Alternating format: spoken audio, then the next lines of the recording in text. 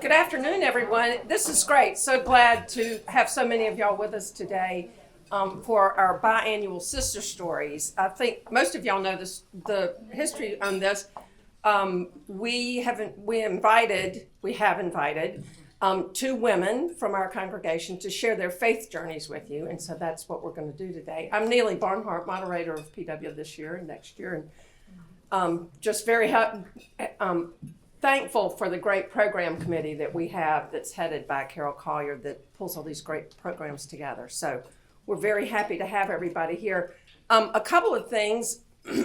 Lunch is based on a free will offering, and where the suggestion is $10 a person or $20 max per family, and the basket is here on the podium by the door.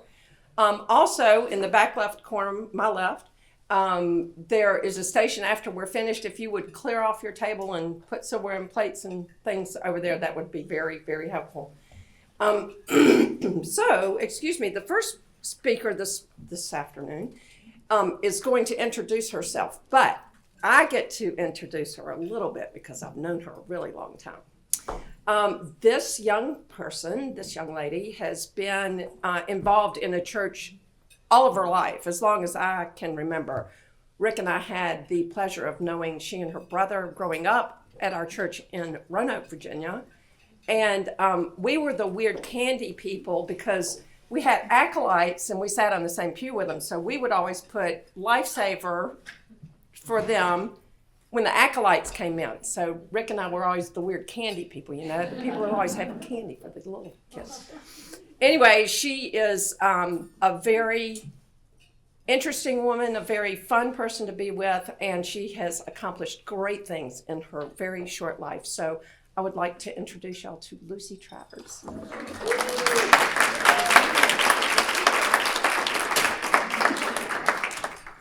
All right, good afternoon.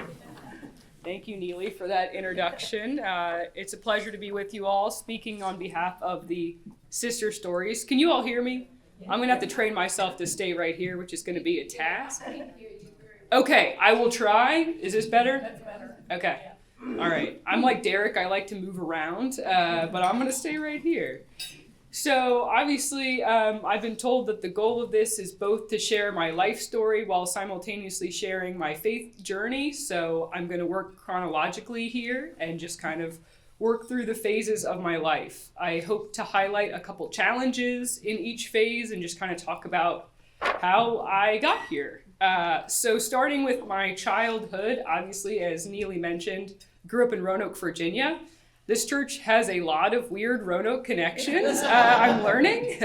I kind of got the sense that if I didn't join, it'd be like I got hit by lightning because there's just too many coincidences between Amy, Mike, the Barnharts, the list goes on. So really happy to be here in Richmond. I was a member of Raleigh Court Presbyterian Church growing up. Our parents were raised in two different denominations, and they kind of agreed to be Presbyterian together. So I know a lot of you guys arrived here from a similar journey. Grew up in a loving Christian household. It was important that we went to church on Sunday mornings, but I actually really enjoyed doing that. And got to plug into a couple other programs at Raleigh Court, like Vacation Bible School, Sunday School. We did sort of the Montessori style where they move the little pieces around and narrate a parable, which I really enjoyed. I'm a visual learner, so I like the storytelling type of learning. And one of my favorite things about this church was that it was a neighborhood church, so it became kind of the cornerstone of the community. I know a lot of people see First Pres the same way, where they can see it from their house, they can walk here, they're plugged into the community, and a similar feeling I had to Raleigh Court, where a lot of my connections growing up were sourced from the church. So it made it really easy to want to go there because I knew some people there already.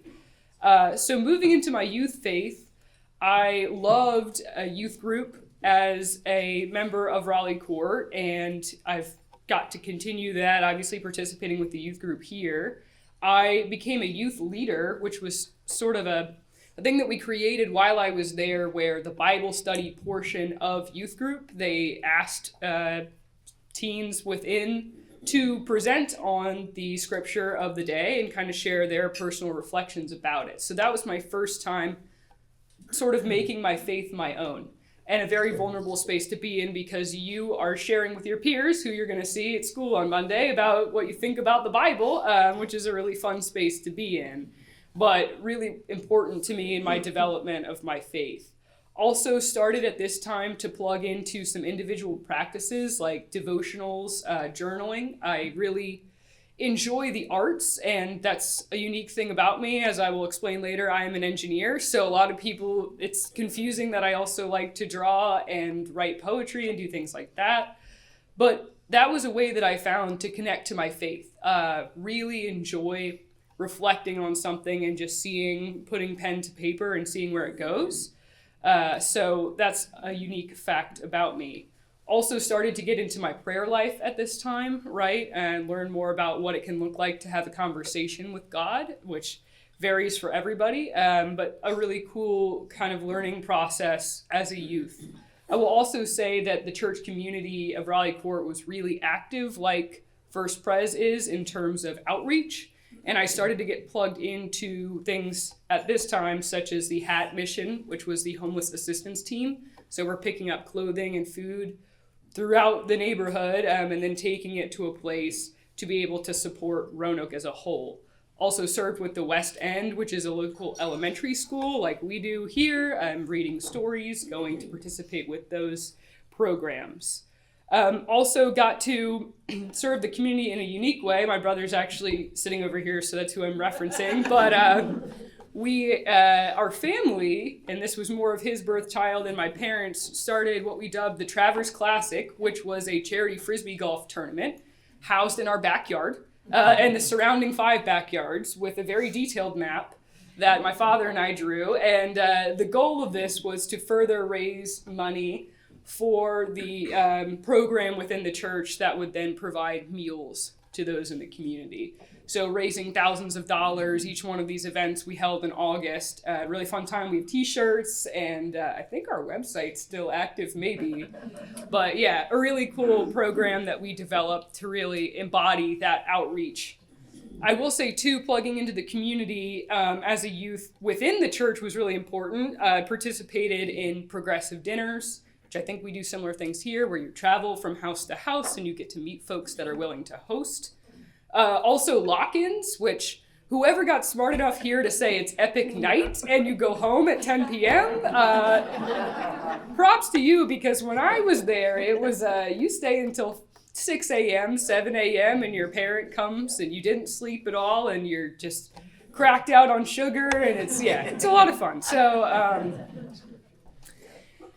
I will say the importance of breaking bread and sharing those experiences together, really, I started to get involved with as a youth. So a challenge for me at this time, obviously several challenges as a whole, just being a teenager. That in and of itself is a challenge, but unique family situation where our mother was diagnosed with breast cancer when I was 16, I think, and just started to ask questions related to that. In conjunction with my faith of, I'm sure people in this room have toyed with this, why do bad things happen to good people? What happens if someone dies? Do we earn love, right? Things like that I'm starting to hold as a teenager, which was incredibly challenging. Happy to say that she's recovered and is still with us, which is great. She was hoping to be here today, but the snow had other plans. So very thankful for that, but obviously a challenge, and I started to grapple with that as a youth. How do you hold anger and love and your faith together? So moving into college, I went to Virginia Tech. As a lot of you guys know, I'm a Hokie, go Hokies. I went as a civil engineer, so started to really enjoy STEM and being a woman in STEM in high school. I attended the Roanoke Valley Governor's School, so that got me interested in pursuing a career in civil engineering.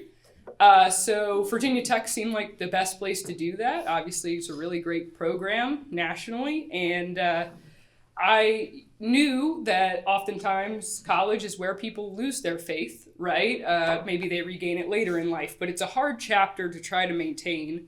Sundays, I needed to study, right? I'm like, I have a test on Monday, I haven't done homework from Friday, when am I going to do this? How am I going to go to church on Sunday? It's not going to happen, right? So I didn't go to a church regularly on Sundays in college. But that's why they have campus ministries that meet on Tuesdays and Wednesdays and in the middle of the day. So I plugged in with a campus ministry freshman year that actually came to me, which was fun. Great community, lots of loving people, but I soon realized that I didn't think that the theology was sound, in my opinion, and some of the environment felt pretty isolating and limiting. And this was something I was starting to struggle with because I had friends and peers within this group that loved the campus ministry, and it definitely served a strong role, but I felt personally that I needed to kind of detach from that, so I ended up hopping to a different campus ministry, I think my junior year. So one of the things I want to bring up, another challenge point in this college journey, is holding multiple identities and trying to figure out, if you belong to a faith, is it more important than other identities that you have, right? And so Derek gave a really great Bible study a few weeks ago talking about which identity do you hold first. And a lot of folks have reordered that structure where their political identity may be more important than their religious identity or, whatever other affiliation you have. And so starting to hold those questions in college of, socially, what do I believe? How does that fit into my faith? Also starting to meet that checklist Christian, right? Where if you read more, if you go to church more, you are a better Christian, and some weird hierarchy that they think exists. And if you don't fit that mold, you probably shouldn't be a leader. And so it's sort of that thing where you start to ask those questions of, how do I make sure that I'm supporting my faith and doing it in a way that's authentic to me? And so making that shift was really important for me at that time. Moving into my young adult life, which is what I'm going to call myself now, it was really important to me when I moved to Richmond, Virginia, to join a church. I moved in 2020, which is when I graduated from Virginia Tech. That means something to everybody in this room because I just said I graduated in COVID and I moved to a new city in COVID. I did not know anybody except for my roommate, who I lived with for 3 years here, who was also a student at Virginia Tech. But otherwise, it was like, let's start over. So I started church hopping, which is a typical practice when you move somewhere, except I'm Zoombox church hopping. So it's even crazier because there's just little tiny pictures of people and you're like, okay, I guess. Very thankful. I tried several churches remotely when I moved here and decided on First Pres for several reasons. One, I just hopped in the chat on YouTube and got connected with people that then directed me to the Barnharts, who I didn't realize were here, which is a very funny small world connection. So then, of course, I knew I had to come. But also, I thought it was really important to see women in leadership roles here. That was one of the things that I was actively looking for. I met other young adults, some of which are here, and kind of interviewed them on the church. What do y'all do? What is it like? I wanted an environment that was progressive, plugged into the community, acknowledged the issues that are going on and didn't just skirt around them and hope you got something out of it, multi-generational, right? A lot of younger folks like to go to the young churches here, but it was important to me to see representation across the board. My rule, if you know me, I say this all the time, and Derek's shaking his head, there has to be a woman wearing a fun hat every Sunday or I'm not coming. And as you all know, we have a resident hat expert. And we had one at Raleigh Court, and I vow that if I'm ever in a space where we don't have a woman that wears a fun hat, I will become that woman on behalf of the church. So it's a good test, and if you've never done it, I encourage you to try. Also wanted to make sure that we had flexibility in this year. The church was able to provide spaces on multiple platforms, so I did enjoy that.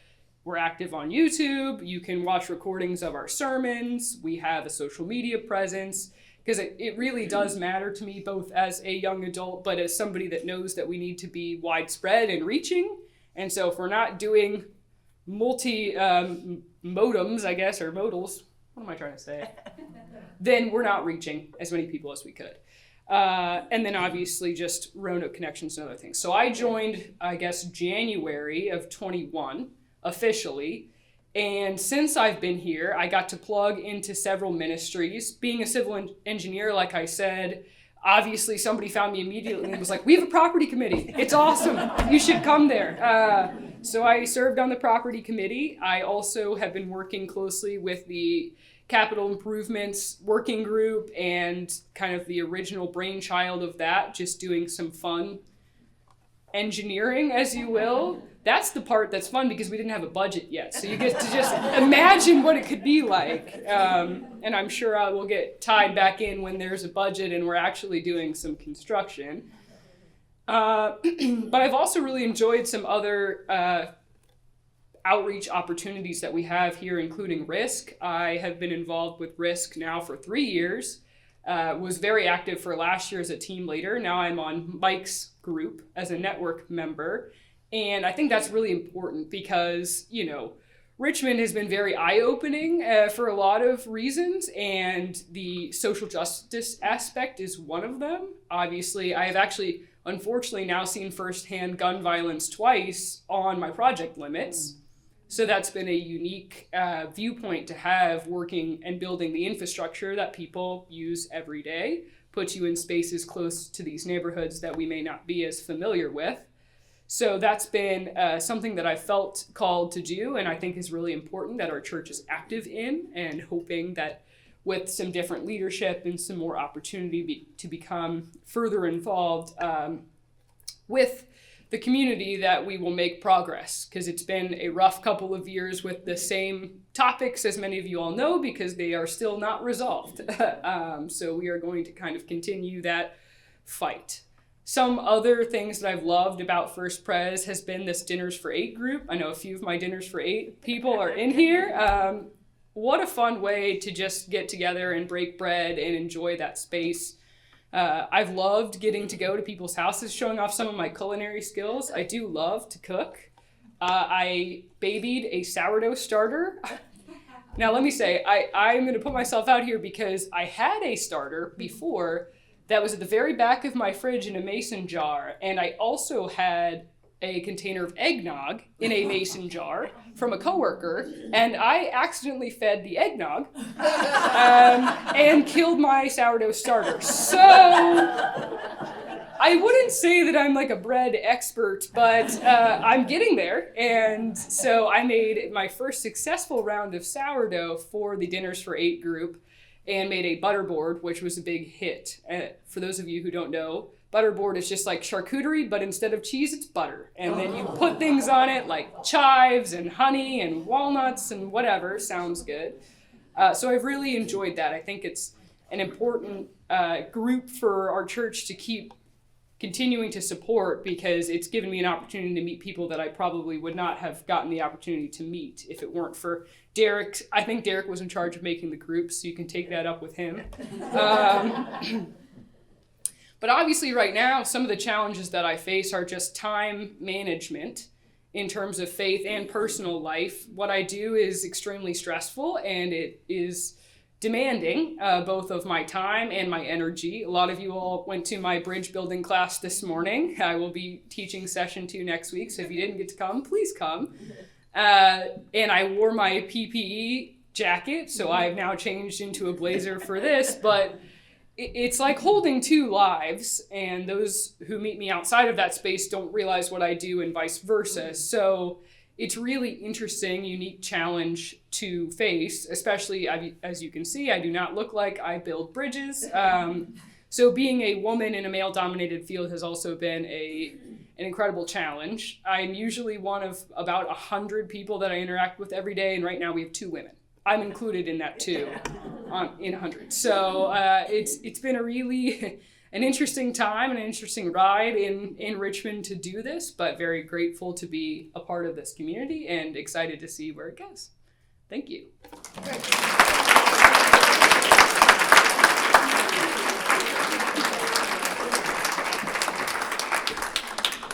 I feel like I'm her mother. I can't wait to call Ann and tell her she did such a great job.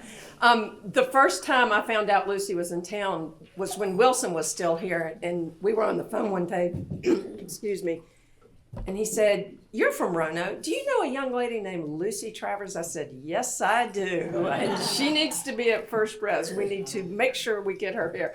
And her brother has just moved to town with his fiancée, so now the Barnharts have another project to work on.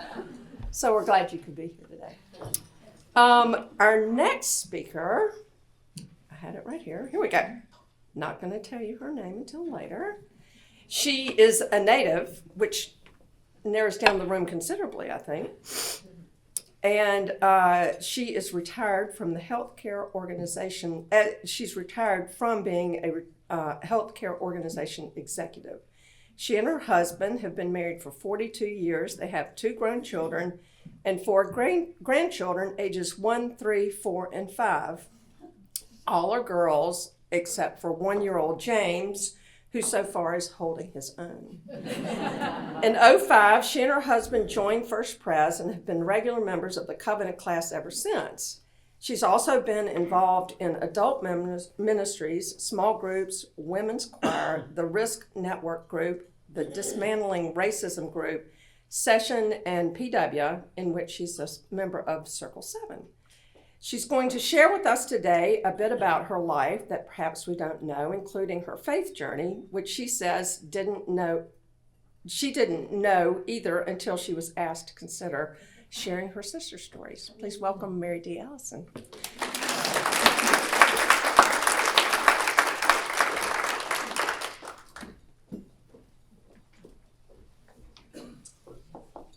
So I have my visual aids and my water.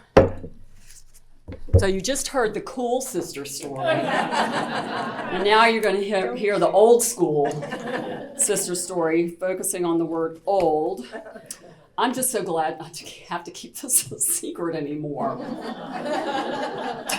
When I received an email in October, it's been that long, thank you very much, Carol. When I got an email in October asking if I would consider telling a sister story about my faith journey, my first thought was, there's no story here, at least not one that will hold a group's attention for 15 minutes. But as I thought about the trajectory, it wasn't always up, it was up and down, but it was a trajectory of my faith over the years, it dawned on me that there's been a pattern of behavior up until shortly before we joined First Pres. The journey began with my discovering sacred music as a child, which kept me tethered to God over the course of my life until I could also understand what it means to me to be a follower of Jesus. So here's my story. I was born in Richmond during my father's last year of medical school. I was baptized in Bluefield, West Virginia at Christ Church Episcopal, where my mother was raised and was married. When my father graduated from medical school, my parents moved to Baltimore, where my father did his internship and residency, and where 3 years later, my parents were divorced soon after the birth of my brother. My father moved to South Carolina, where he started his medical practice, and my mom moved back to Richmond, where she had family and friends. Mom bought a house on Libby Avenue, 3 houses down from what is now Charlie's vegetable stand at the corner of, I know you all know, Kensington and Libby. There's a vacant lot, and then another house, and then another house, and the third one was ours. It was a little white Cape Cod. I think it now has a gray door. But that part of Libby at that time was not 4 lanes divided. There were no curbs, no sidewalks, no $1 million condominiums, and nothing as yet called the avenues existed. But it was an awesome place to grow up as a young child. There were lots of kids. My brother went to West Hampton Elementary until 5th grade, and when he joined me at Collegiate, where my mother ended up teaching third grade for 29 years. The neighborhood was awesome. You wouldn't think to drive by now that there were a lot of kids then, but there were kids that went to St. Catherine's, St. Christopher's, West Hampton. I was the only one that went to collegiate. We played outside all the time. It was mostly boys, and so we played things like war and army and dodgeball and kick the can and Simon Says, and the always favorite, ring the doorbell and run, which is how my mother got to know a lot of the parents. We went everywhere on bicycles in that part of town. We rode our bikes up to the country club before they started kicking you off. We rode down to the University of Richmond, and I used to be able to ride up that hill on a bike. Not anymore. We rode around St. Catherine's campus and St. Christopher campus before they were so built up, and I knew that, we knew that, I knew that, I still know that part of town extremely well, all the shortcuts, all the little streets, everything. What I remember vividly about that time also was my mother teaching me to say my prayers. And she would sit on the bed and I would kneel, because Episcopalians kneel, and I knelt by the bed, and my mom taught me the Lord's Prayer from memory. By every time I was ready, she would feed me another line until eventually I knew the whole thing, followed by an endless litany of people that I was asking God to bless, which could go on for a while. But I felt like I was in a conversation with God. Lucy mentioned that as well. I felt like I had a relationship with God, that I could have a conversation with him. And after my mom went downstairs, I often did. God was someone I could talk to, and I talked to him. Mom joined St. Stephen's, the nearest Episcopal church, still at the corner of Grove and Three Chop. In the 4th grade, I joined the junior choir.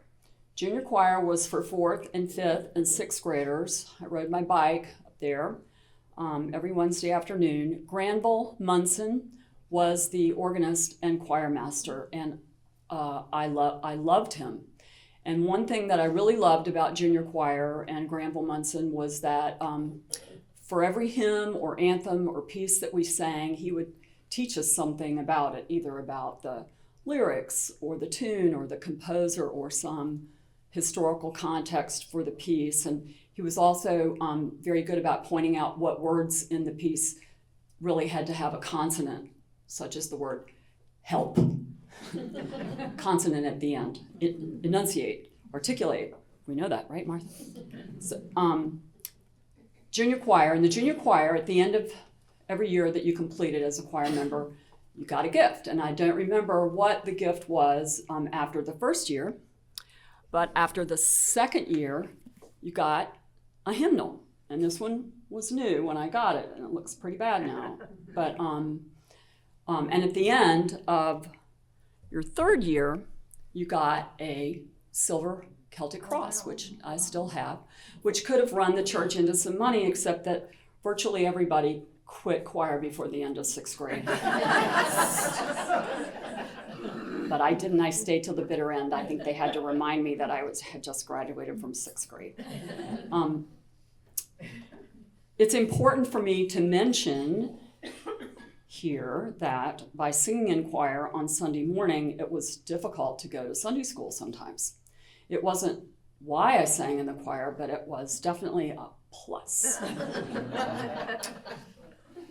When I think about the years between 6th grade, after 6th grade, and leading up to college, I think of friendships that formed and have lasted for 50 years or more. Mary Connor and I have been friends since 1961. This is the old school sister story. We were both in Miss Comstock's 1st grade class. There were 2 Marys. I was already Mary D, so Mary got to be Mary C, which was very convenient.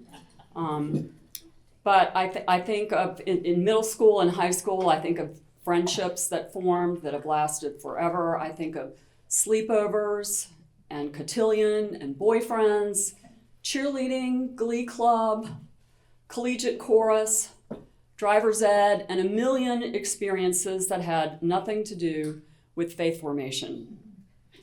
I was confirmed at St. Stephen's in a very formal, by a bishop, a visiting bishop, in a very formal service that felt more like a coronation than an affirmation of faith, but I think I was just confirmed.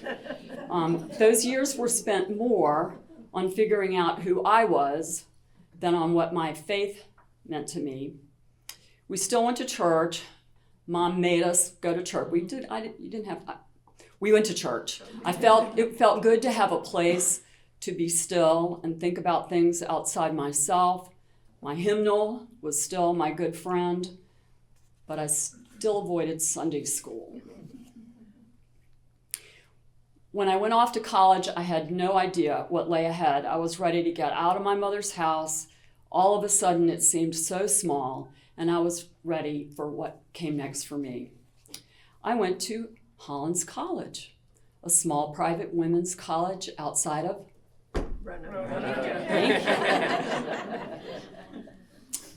converging lines of karma. Men's colleges, many of them had just begun to accept women, and I thought about applying to the University of Virginia, but my mother said, no, it's a drinking school, and I'm not sure that they even have women's bathrooms yet. But I was thrilled to be going to Hollins. My grandmother had gone there 45 years before me. Her 50th reunion and my graduation were the same year. It was pretty cool. I was accepted early decision. There was a brand new science building then, and I had already decided to be a biology major. The last thing my mother said to me before she drove off was, and don't sign up for everything, which is apparently what she thought I had done at collegiate. I knew that there would be a lot of freshmen from Richmond, so I asked the college to assign me a roommate from out of state. Christine was one of 13 children and the daughter of an Aroostook County potato farmer in Presque Isle, Maine. Just to illustrate how different, what a cultural dichotomy that was between Hollins College. In the Aroostook County school system let the schools out every October so that the children could harvest potatoes. Christine was struggling to find anything at Hollins College familiar to her upbringing, but she had grown up singing in the choir her life, and when she saw a notice posted for freshman auditions for the Hollins College chapel choir, she said, Mary D, come with me. I'm afraid to go by myself. I need you to come with me and audition for choir. And I said, I can't. My mom told me not to sign up for everything, and I can't read music. And she said, perfect. You won't get in, and you'll go with me. So I did. I vividly remember I can see his face and hear his voice when James Leland said after my audition, Miss Bennett, you have a lovely voice for choral singing. It all depends on how many non-readers we can support. No laughing. I got in.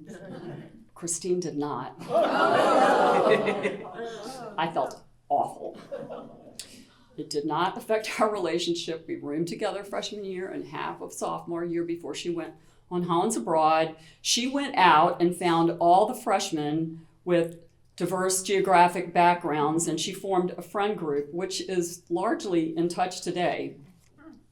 I sang in choir for 4 years. I was even president my senior year, even though I couldn't read music. We rehearsed 2 to 3 hours a week. We did 2 services a month. We prepared and performed the music for the Hollins College White Gift Christmas service, which was a big deal every year.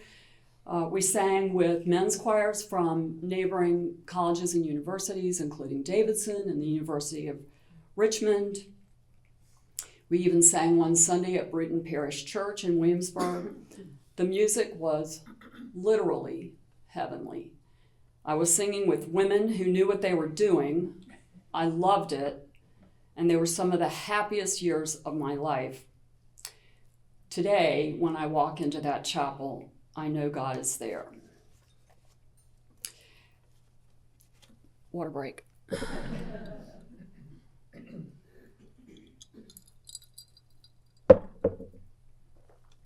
After college came 15 years of rapid-fire change. I spent 2 years in the Peace Corps. I got married. Russ and I renovated a house on Church Hill. I became a Presbyterian. I earned a doctoral degree in anatomy, a master's in healthcare administration. I had 2 kids and embarked on a career in basic science research in the School of Medicine at VCU Health. Eventually, I left academia for what was to be a 29-year career working with transplant surgeons and other medical professionals to create and build the National Organ Transplant Network, newly required at that time by federal law and headquartered here in Richmond. It was a career beyond anything I could have imagined in Margaret Daniels' microbiology class at Collegiate. I'm not going to talk about that chapter today because it belongs in a big box of stories, as do my 2 years in the Peace Corps. They both challenged me and they expanded my awareness in ways that I never could have imagined. And I think about some aspect of them every day. But there is one Peace Corps story I want to tell because in the context of my faith journey, it is more than just a good story. The Peace Corps describes itself as the toughest job you'll ever love, and this was certainly true for me. In the Democratic Republic of Congo, I taught biology and chemistry in French in 2 different schools on a Catholic mission about 50 miles from the nearest town. I taught 350 students, about 40 in a class. I knew them all by name. They were delightful, usually. They elevated cheating to an art form, but I loved them most of the time. One day, I was teaching a class on the theory of evolution. It was a required course for seniors in the science curriculum. I looked out the window, and coming down the path was a Catholic priest in long black robes, headed my way to observe my class. Stricken by abject terror, it occurred to me that not having gone to Sunday school, I had no idea what the Catholic Church or the Episcopal Church had to say about the theory of evolution. I welcomed him, he took a seat, I kept teaching. It was required in the curriculum. I only knew how to talk about this one way. And one of my precious little students, this one was 6'2" and 2 years older than I was, stood up and said, "Miss, how do you explain the theory of evolution in the context of the story, the biblical story of creation?" He knew exactly what he was doing. Me, outside, after class. That's what I wanted to say. At which point, my about-to-be new best friend, the priest, says, "Is it okay with you if I take this question?" Yes, you may. He said, "First of all, the Catholic Church doesn't see anything inconsistent between the biblical story of creation and the theory of evolution. And second of all, it was inappropriate of you to put your teacher on the spot like that in front of a visitor."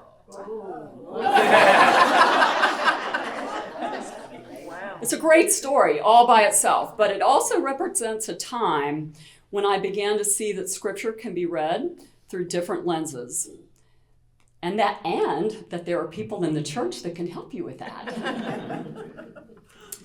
So now I'm going to fast forward to a time when Russ and I had 2 toddlers. We belonged to River Road Presbyterian Church, where Russ grew up, where I became a Presbyterian, where our kids were baptized, but we weren't going to church. Dick Summers and Mary Johns, the pastors at the church at the time, were trying hard to get us to come back. And when Catherine stopped screaming bloody murder in the nursery, Russ and I began to attend a class for young adults, team taught by class members taking turns, the latter of which I had escaped me, the taking turns part. We got a call one night letting us know that it was our turn to teach, and boy, did we drop that class right quick. And guess what I did? I joined the choir. My time-tested strategy for avoiding Sunday school. I sang in the choir at River Road for 10 years. You see the pattern part I was talking about? There's a pattern. I sang in the choir for 10 years. I loved church music. I still do. It kept me tethered to God. Eventually, River Road created an adult class with a format like our covenant class is now, with short stints, 1 to 4 or 5 classes taught by a visiting seminary faculty member, a VCU religious studies faculty member, retired clergy in town, our own clergy, even video series produced by theologians and scholars and things. John Trotty would have been a good candidate, but he was otherwise occupied at another church in town. But now, finally, I was interested in Sunday school, which brings me to the most recent chapter of my story. In 2005, Russ and I were looking for a new church. Lynn Slaybaugh, who I don't see here today, but who's a member of the church, a lot of us know her, and whom I had met on an airplane, which is a whole nother story. Lynn Slaybaugh said to me, "Mary D., you must come visit John Trotty's class," what's now the Covenant class. The rest is history. I now go to Sunday school. What have I learned? I've learned that Scripture is layers deep, that it can be explored with help, that it can open up a world of thought and meaning, that faith formation can occur on any day of the week, at any time of day, and on any continent. So what else have I learned over the last 25 years, which isn't a large percentage of 70? But one key insight for me has been that God's charge is pretty simple. We are to create His kingdom here on earth while we're living. It's not just a line in the Lord's Prayer. We're actually supposed to do it. All it requires is modeling the life of Jesus as revealed in Scripture. This is an impossible task, of course, but we have been told what to do and given many examples of how to do it. I think that in this church, we do a lot of kingdom building through service and being welcoming to others, especially those who may not seem a lot like us. So for a while at least, I'm going to keep going to faith formation, although one day I may want to join the choir. But this time it won't be because I'm trying to get out of Sunday school. And that's my story.